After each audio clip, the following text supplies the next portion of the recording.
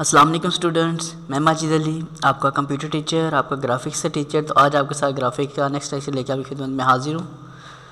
तो ओपन करते हैं। एक नेट से मैंने तस्वीर सेव की हुई है गूगल से, सिंपल सी पिक्चर ओपन करता हूँ यहाँ पे और डायरेक्ट इसी पे काम कर लेता हूँ ताकि आपको कुछ बातें बस क्लियर करनी वो बता दूँ तो आपको समझ आ जाए बात इसके ऊपर।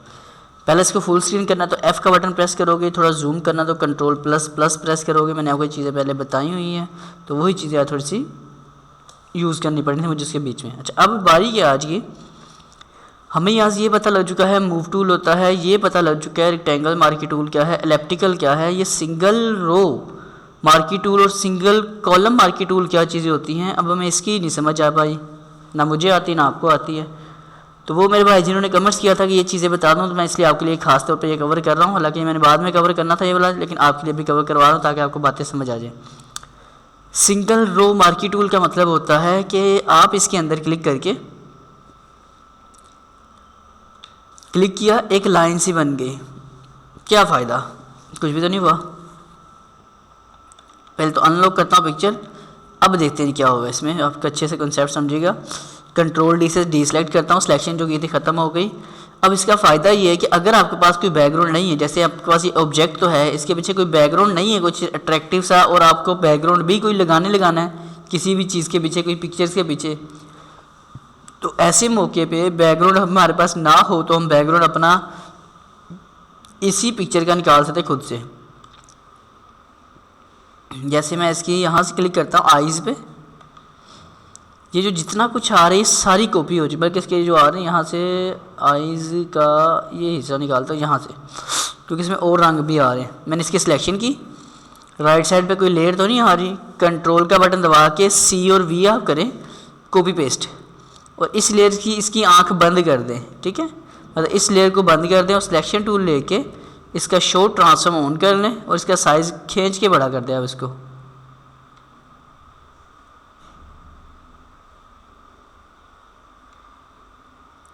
एक्सेप्ट करके देखते हैं क्या होता है। लो जी, नहीं कि समझ आई, कोई बात नहीं, ना आए फिर ट्राई कर लेते हैं।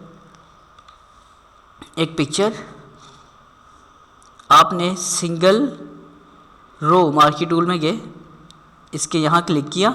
अब इस पूरी लाइन में जो जो कलर्स आ रहे हैं, रेड आ रहा है, ये गोल्डन सा कलर आ रहा है, ब्लैक उसके हेयर्स आ रहे हैं, पिंक लाइट पिंक सा उसके आ रही टोन आ रही है, कुछ इसके ये आ रहे हैं ज्वेलरी के, कुछ ब्लू कलर आ रहा है, ये जितना कलर आ रहा है सब एक, यहाँ लेयर कोई नहीं है। आपने कंट्रोल C और V करना है, इसकी कॉपी निकल आएगी। इस लेयर को ऑफ कर दे फिलहाल, सिलेक्शन टूल लेके इसका साइज जब आप बढ़ाओगे तो कुछ भी नहीं हो रहा। ठीक है, लेकिन आपने इसे बढ़ा के एक्सेप्ट करना लाजमी। इतना किया, इसे कर देते हैं एक्सेप्ट, टिक करते हैं, तो ये एक बैकग्राउंड बन चुका है उसके उसी जगह का। अब मैं इसके ऊपर पिक्चर अपनी ऑन करता हूँ, इसको इसके ऊपर ले आता हूँ, मैं ज़रा उठा के, मैंने आपको ड्रैग करना बताया था, इसके ऊपर आ गई। अब वो नज़र तो आ कोई नहीं रहा, ऐसी बात ही कहेंगे ना आप लोग। अगर सपोज मैं क्या करता हूँ, फ़िलहाल सिलेक्शन एग्जैक्ट भी निकालने बताऊँगा, लेकिन एक आईडी के तौर पे काम करके दिखा रहा हूँ कि ये इसका मैंने इतना एरिया सेलेक्ट किया पिक्चर का। अच्छा, आप सेलेक्ट करके आप दोबारा इसके ऊपर देखो, क्लिक करके इसको एडजस्ट भी कर सकते हो। ये काम किया, और इतना काम करने के साथ आप इसमें थोड़ा सा और, ये यहाँ पे ऑप्शन आ रही होती है ये वाली भी, जब सिलेक्शन ले रहे होते हो यहाँ ये ऑप्शन होती है ऐड सिलेक्शन। इसका फ़ायदा ये है जितनी सिलेक्शन हुई है साथ मज़ीद आप कुछ और हिस्सा भी सिलेक्शन में ऐड करवा सकते हो, कुछ ऐसे करके एग्जैक्ट सिलेक्शन भी की जाती है। लेकिन फ़िलहाल आपको जो बताई जा रही चीज़ें कि आप इस चीज़ का भी फ़ायदा उठा सकते हो जी। तो ये मैंने एक सिलेक्शन की इस तरह से करके, देख रहे हैं आपके सामने हो रही है। और मेथड भी होता है सिलेक्शन का, लेकिन डेफिनेटली आपको चीज़ें समझ आनी ज़रूरी हैं, तो इसलिए मैं उन चीज़ों का यूज़ कर रहा हूँ जो आपके लिए स्टार्टिंग बेस पे ज़रूरी चीज़ें। चलें जी, एक पिक्चर सेलेक्ट किया आपने, अब इसको आपने क्या करना है, हमेशा की तरह कंट्रोल C करना है, और उससे पहले ये देख लेना है लेयर कौन सी सिलेक्टेड है। आपने इस लेयर को सिलेक्ट करना है, कौन सी को, जिसके ऊपर आपका ऑब्जेक्ट है, बैकग्राउंड वाली का भी ज़रूरत नहीं। इसको क्लिक करके कंट्रोल CV करके कॉपी निकालो। हमेशा जितना भी काम करना है अलग लेयर पे करना है, आपने अलग लेयर पे करना है और अलग लेयर पे करना है बस। अब ये जो सेंटर में ऑब्जेक्ट आ रहा है, इस लेयर को अगर मैं ऑफ कर देता हूँ तो अब आपको कुछ ये नज़र आना शुरू हो जाएगा कि जो बैकग्राउंड मैंने अभी निकाला था कुछ देर पहले, इस लेयर की ज़रूरत नहीं, इस लेयर को क्लिक करता हूँ मैं, देखते हूँ जी, ये देखिएगा जी कुछ यूँ, जो बैकग्राउंड हमने कुछ देर पहले बनाया था उसको मैंने इसमें इस्तेमाल में ले आया हूँ कि पिक्चर यहाँ पे कुछ इस तरह आपको बैकग्राउंड वो बन गया है, ऊपर पिक्चर ये आपको नज़र आनी शुरू हो चुकी है।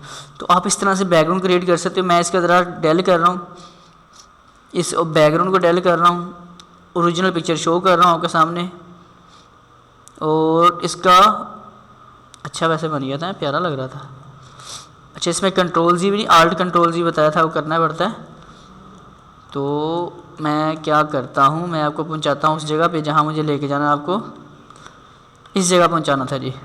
ये बैकग्राउंड वाली लेयर डेल कर देता हूँ, कंट्रोल डी से सिलेक्शन कर देता हूँ, ख़त्म। और नहीं ख़त्म हुई, क्लिक करते हैं। अच्छा, एक डेल अगर ना हो तो नीचे ये बनाती रिसाइकल विन से बना रहा था, यहाँ पे क्लिक करके वैसे और डोंट शो करोगे तो नेक्स्ट पूछेगा नहीं, डेल कर देगा। लेकिन मैं कहता हूँ पूछे, गलती से भी क्लिक हो सकता है, तो इसलिए इसे ठीक कर दिया, डेल कर दिया।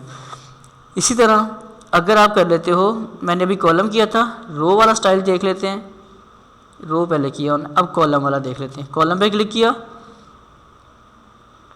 यहाँ क्लिक किया, इस पूरी लाइन में जितने भी कलर्स आ रहे हो सब इसका हिस्सा बनेंगे। कंट्रोल सी और वी करना है आपने, इसलिए को कर देना है ऑफ। ऑफ करने के बाद इसका साइज़ कर लें यूँ करके बड़ा सा, इधर भी और इस तरफ भी, और इसे कर लेते हैं एक्सेप्ट। तो ये फिर से बैकग्राउंड रेडी हो चुका है। ये आपका ऑब्जेक्ट है, इसको मैं ले आता हूँ थोड़ा सा ऊपर, ये नीचे आ गया। और सिलेक्शन टूल लेते हैं, क्या तरीकाकार आपको बता दिया है कि आप क्या कर सकते हो, सिलेक्शन से इस तरह भी बना सकते हो, कुछ यूँ ऊपर से ऐड सिलेक्शन कर दिया। तो अब आप क्या कर सकते हो, इसकी सिलेक्शंस में इजाफा कर सकते हो, आहिस्ता आहिस्ता सिलेक्शन जो है वो ऐड होती जाएगी आपके पास। लेकिन ये काफ़ी मुश्किल तरीकाकार है, इसको हमने फॉलो बिल्कुल भी नहीं करना। मैं आपको इससे आसानी वाली चीज़ें बताऊंगा, लेकिन जारी बात है ये भी तो चीज़ें मैंने बतानी है ना, इसलिए फिर आपको ये चीज़ें भी मैं ही बता रहा हूँ। तो फ़िलहाल इस पिक्चर को हम कर लेते हैं कुछ इतना सा करके वाइंड अप, ताकि आपको बातें समझ आ जाए। ले जी, ये पिक्चर आ गई आपके पास, और कंट्रोल सी वी कर दिया, इस लेयर को सेंटर वाली को ऑफ कर दिया। तो लें जी, अब आपका जो बैकग्राउंड है वो देखो दूसरे स्टाइल में आ रहा है। तो ये भी आपको लें जी, कुछ पिक्चर के बैकग्राउंड बनाने के लिए इस चीज़ का इस्तेमाल किया जा रहा है। और साथ अहम चीज़ हमें अभी तक ये समझ आ गई कि जब आप सिलेक्शन को कंट्रोल कर रहे होते हो, जैसे इसी सर्कल की, तो यहाँ एक होता है पहले से, जैसे सर्कल है ना, मैं कंट्रोल सी करता हूँ। ये दो बातें आपको अच्छे से समझ आई होंगी, उम्मीद मेरी है ये वाली। आगे पता नहीं हुआ कि नहीं हुआ, आगे आपकी किस्मत। चलिए ऑन की मैंने, अब देखिएगा कॉन्सेप्ट अच्छे से समझ आना है कि मैं रेक्टेंगल सिलेक्शन ले रहा हूँ, चारों सिलेक्शन बता दी। एक रेक्टेंगल सिलेक्शन ली, यहाँ सिलेक्शन ली, तो पहले एक सिलेक्शन ख़त्म हो जाती है। अगर आप ऐड सिलेक्शन कर देते हो तो क्या होता है, जो पुरानी सिलेक्शन के साथ जो न्यू सिलेक्शन है वो भी इसका हिस्सा बननी शुरू हो जाती है, ठीक है। और इसके बाद नेक्स्ट ऑप्शन होती है अपने पास, वो है सबट्रैक्ट। क्लिक किया मैंने, तो अगर कोई सिलेक्शन गलती से हो जाए, आप सबट्रैक्ट करके उस सिलेक्शन को डी सिलेक्ट भी करवा सकते हो। डी सिलेक्ट टोटल तो नहीं, लेकिन उसकी री सिलेक्शन कर सकते हो, उसको थोड़ा थोड़ा सबट्रैक्ट कर सकते हो सिलेक्शन को आप। और अब क्या रह गया आखिरी वाला, इंटरसेक्ट। मैं अब ये करता हूँ, यहाँ से मैंने इतना एरिया सेलेक्ट किया, तो उसने क्या रखा, इंटरसेक्ट में जो एरिया आ रहा है बस वही छोड़ा। क्या मतलब, नहीं समझ आई, मुझे भी नहीं आई। अच्छा, रेक्टेंगल ड्रॉ किया, इंटरसेक्ट में गए। अब देखिएगा ज़रा,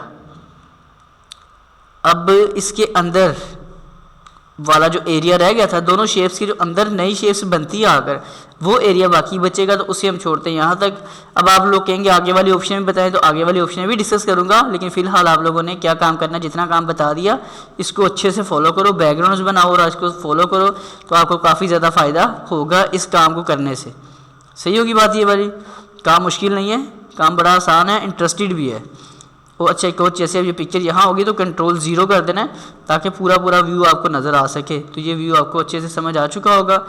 तो उम्मीद मैं इस बात करता हूँ कि यहाँ तक आपको सारा लेक्चर समझ आ चुका है। अगर ये लेक्चर समझ आ चुका है तो इसे लाइक शेयर कमेंट ज़रूर कीजिएगा, और दुआओं में मुझे याद रखिएगा। मैं आपके लिए इस तरह के बहुत सारे शॉर्ट कोर्सेज लेके हाजिर होता रहूँगा और ग्राफिक को आपको इंशाल्लाह एक लेवल तक पहुँचा दूँगा, ताकि आप जब इस काम को अच्छे से डन करें तो किसी अगर स्टूडियो वगैरह में या किसी ग्राफिक डिज़ाइनर के तौर पे कोई जॉब आप फाइंड करना चाहो तो जॉब आप इजीली गेट कर सके। तो बस यही आपका आज का लेक्चर होता है ख़त्म। स्टूडेंट्स प्लीज़ मेरे इस वीडियो को लाइक शेयर कमेंट्स करें और मेरे चैनल फन जोन को और टेक्नोलॉजीज़ वर्ल्ड जो अभी इसके सेंटर में आ जाएगा, लोगोज़ आएंगे उन पर सब्सक्राइब कर लीजिएगा और प्ले लिस्ट आपके सामने आ जाएगी, तमाम मेरे ग्राफिक के लेक्चर उसमें होंगे, तो आप शुरू से भी सीख सकते हैं जी। तो ज़िंदगी रही तो फिर मुलाकात करता हूँ आप लोगों के साथ, तब तक के लिए दे मुझे इजाज़त। आप सब लोगों को मेरी तरफ से अल्लाह हाफिज़।